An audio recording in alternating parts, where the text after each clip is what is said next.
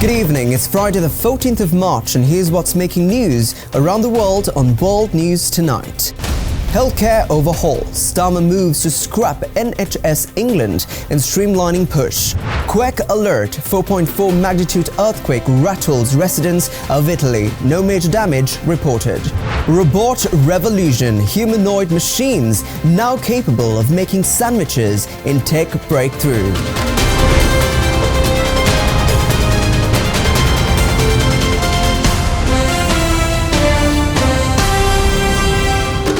From Colombo, this is World News Tonight with Akhil Qureshi. Good evening once again. In a significant policy shift, Prime Minister Keir Starmer has announced the abolition of NHS England, aiming to streamlining healthcare by bringing it directly under government control. This move seeks to reduce bureaucracy and enhance efficiency within the National Healthcare Service.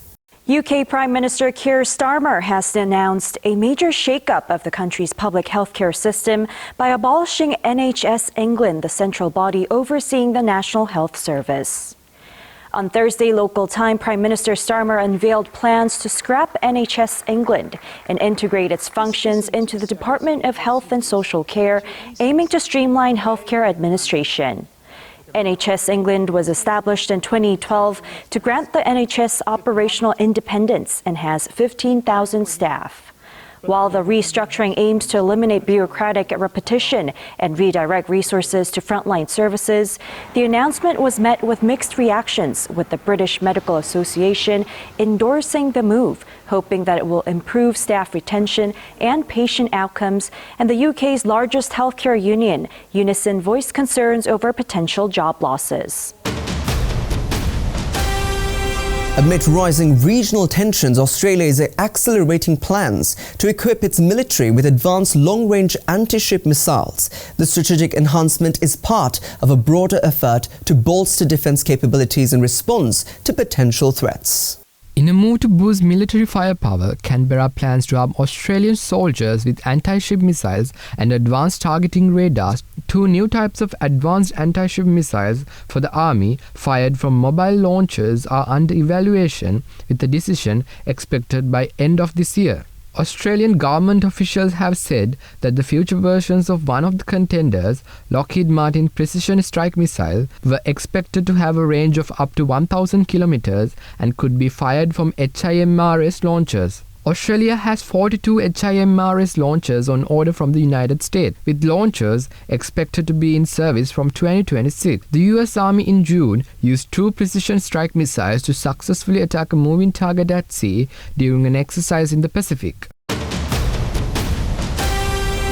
Former Philippines President Rodrigo Duterte is scheduled to appear for his initial hearing at the International Criminal Court today for facing charges related to alleged human rights violation during his tenure.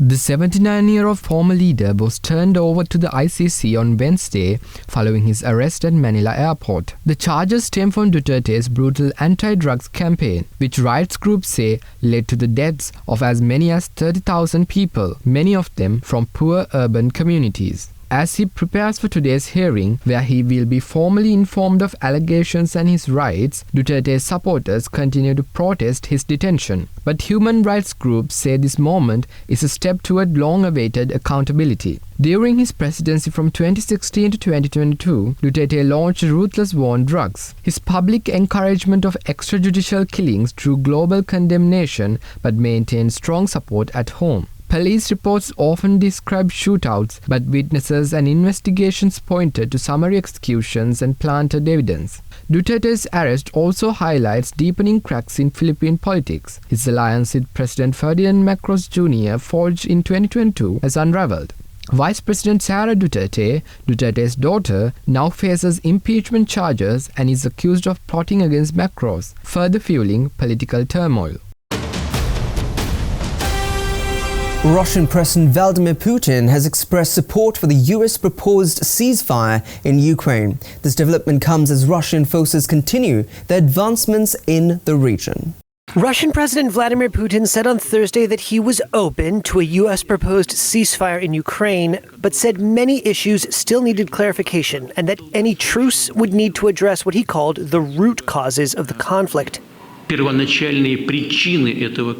A day earlier, Moscow presented the U.S. with a list of demands to end its war in Ukraine, including preventing Kiev from joining NATO, ruling out foreign troops in the country, and recognition of Russian sovereignty over 4 provinces it claims to have annexed. Earlier this week, American and Ukrainian officials agreed to an immediate 30-day ceasefire, and U.S. Secretary of State Marco Rubio said that Russia's response to the offer would say a lot about Moscow's true intentions. So we hope to have a positive answer from them. The ball is truly in their court. Donald Trump had said in the White House on Wednesday that he hoped the Kremlin would agree to end what the U.S. president called a bloodbath. And hopefully we can get a ceasefire from Russia, and if we do, I think that would be 80% of the way to getting this horrible bloodbath finished. It's a bloodbath. Putin thanked Trump for his efforts to end the war and said he might call Trump to discuss the issue. Putin sent tens of thousands of Russian troops into Ukraine in 2022 in what he called a special military operation, triggering the largest military conflict in Europe since World War II and the starkest confrontation between Moscow and the West since the end of the Cold War. After severe setbacks early in the invasion, Russian forces have been advancing since mid-2024 and controlled nearly a fifth of Ukraine's territory. And they seem close to completely retaking a piece of Russian territory in Kursk that Ukrainian forces captured last summer. In a sign of the Kremlin's growing confidence, Putin donned a military uniform for a visit to his commanders in Kursk on Wednesday and told them to finish the job, quote, in the shortest possible time frame. U.S. Special Envoy Steve Witkoff is in Moscow Thursday to meet with Putin to further discuss the proposed ceasefire. Let's take a short commercial break. More world news on the other side.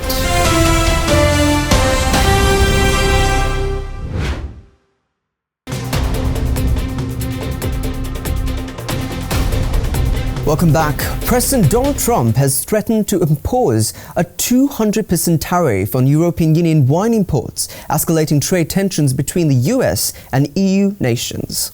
U.S. President Donald Trump's tariff threats have now hit European wine. The president on Thursday threatened to slap a 200% levy on all wines and other alcoholic products coming out of Europe if the EU does not ditch its planned 50% tax on American whiskey. The EU was set up in order to take advantage of the United States. Trump reiterated that claim in a Truth Social post on Thursday and said the 200% tariff on alcohol, quote, will be great for the wine and champagne businesses in the U.S. In response to Trump's tariffs on steel and aluminum that went into effect on Wednesday, the European Commission said it will impose counter tariffs on $28 billion worth of U.S. goods next month. But European Union Commission President Ursula von der Leyen said it remained open to negotiations, adding that higher tariffs are in no one's interest. It is not in our common interest. About 31% of EU wine and spirits exports went to the United States last year, worth about $5 billion, according to data from the EU. In a historic move, Armenia and Azerbaijan has agreed to terms of a treaty aimed at ending decades of conflicts, signaling a potential path to lasting peace in the region. Armenian and Azerbaijani officials said on Thursday they had agreed to a draft of a peace agreement to end the nearly 4 decades of conflict between the two nations. The two post-Soviet South Caucasus countries have fought a series of wars since the late 1980s. After Nagorno-Karabakh, a region in Azerbaijan with a mostly ethnic Armenian population at the time, broke away with support from Armenia. Peace talks began after Azerbaijan retook Karabakh by force in September 2023. It prompted almost all of the territory's 100,000 Armenians to flee to Armenia. Most now live there as refugees. Although both countries' foreign ministries announced the text agreement was ready to sign, the timeline is uncertain. Azerbaijan says Armenia must first change its constitution, which it says makes implicit claims to its territory. Armenia denies this, but Prime Minister Nikol Pashinyan has said repeatedly the country's founding document needs to be replaced and has called for a referendum to do so. Russia's TASS state news agency cited Pashinyan, saying the agreement would prevent third countries' personnel deploying along the more than 600-mile Armenia-Azerbaijan border. Both sides have said they wanted to sign a treaty to end the long-running conflict, but progress has been slow and relations tense. Residents in Italy were jolted as a 4.4 magnitude earthquake struck, causing widespread alarm. Authorities are assessing the situation, though no major damages have been reported.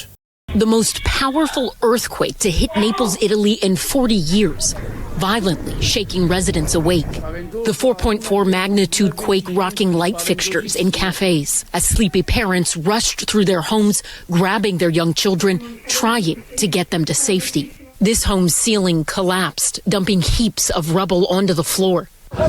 Some people deciding to spend the rest of the night outside or huddled in their cars for fear of aftershocks. 11 people were sent to the hospital. As the sun rose, the scale of damage became more apparent.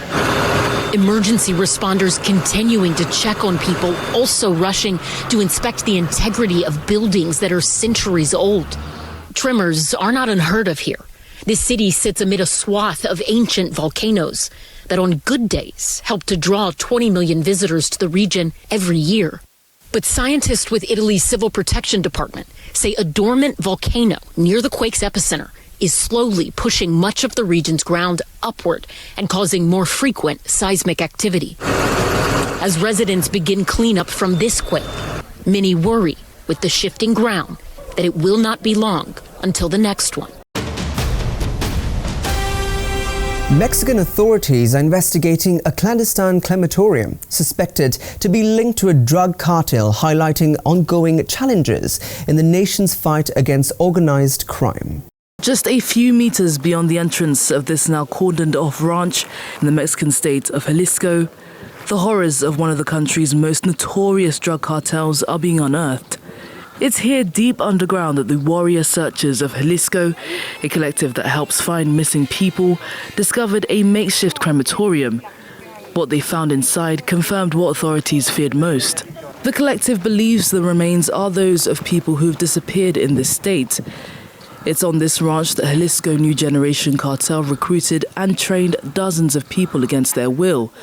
It's recently been designated a terrorist organization by US President Donald Trump. One of the most powerful in all of Mexico, the cartel is accused of trafficking drugs and people across the country and internationally. Some testimony also suggests the ranch was used for organ trafficking too. Police had taken control of this piece of land last September in an operation that led to the arrest of 10 people, the release of 2 hostages and the discovery of a body. It's just the tip of the iceberg. Authorities say hundreds may have been killed here. Some 200 pairs of shoes were found at the ranch. Jalisco has been the hardest hit by Mexico's disappearance crisis. The state has 15,000 missing people. Let's take a short commercial break. More world news on the other side.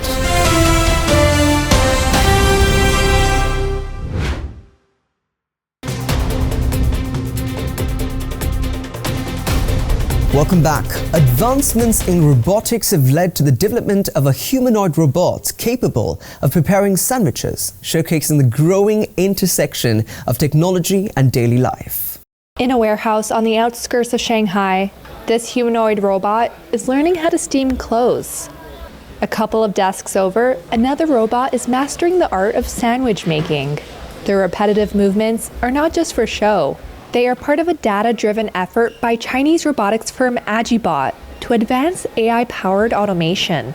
The company has nearly 100 robots working in simulated environments where they practice real-world tasks with human controllers. The president of Agibot's Embodied Intelligence Business Unit, Ya Maoqing, says the hope is the bots will one day be able to help in countries with aging populations, like in China or Japan. It starts with a data acquisition robot called the Agibot Genie 1. Each action feeds data into Agibot's central embodied AI system, refining its large-scale learning models. Yao says the simulated environments provide the bot with clear and specific tasks. The company is aiming to hit a level of generative AI capability that will first allow the bots to understand instructions. Agibot has released 5 robots in total, delivering about 700 to customers, primarily within China. Fashion icon Donatella Versace has announced her resignation as chief designer of Versace, amid swirling rumors of a potential sale of the renowned fashion house. Donatella Versace will step down from her role as chief creative officer of the Versace brand. She served almost 3 decades at the company that was founded by her late brother Gianni. The news was announced by Versace owner Capri Holdings on Thursday, and comes amid reports that Prada is moving closer to a deal to buy Versace from Capri after agreeing to a price of nearly $1.6 billion. Dario Vitali, former design and image director at Miu Miu, will take on Donatella's role from April the 1st. 69-year-old Donatella will take on a new role as Versace's chief brand ambassador. She said that it's been the greatest honour of her life to carry on her brother Gianni's legacy. It's the latest in a series of high-profile changes in the fashion industry, as it battles slowing luxury demand in China and inflation-weary shoppers. Versace reported a 6.6% drop in revenues to over $1 billion for the fiscal year ending March 2024. Sales are predicted to fall further this year before returning to growth in 2027.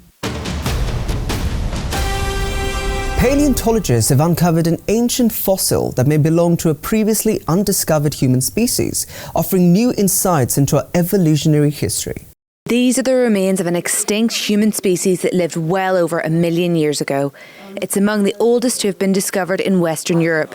It predates previously found remains by hundreds of thousands of years. Scientists at Spain's National Centre for Research on Human Evolution and the Catalan Institute of Human Paleoecology and Social Evolution estimate this partial skull segment, a left cheek and upper jaw of an extinct human species, is up to 1.4 million years old. They say it introduces a new type of human in the region. The bones most closely resemble Homo erectus, the very first human species to come out of the African continent, eventually moving into Europe and Asia.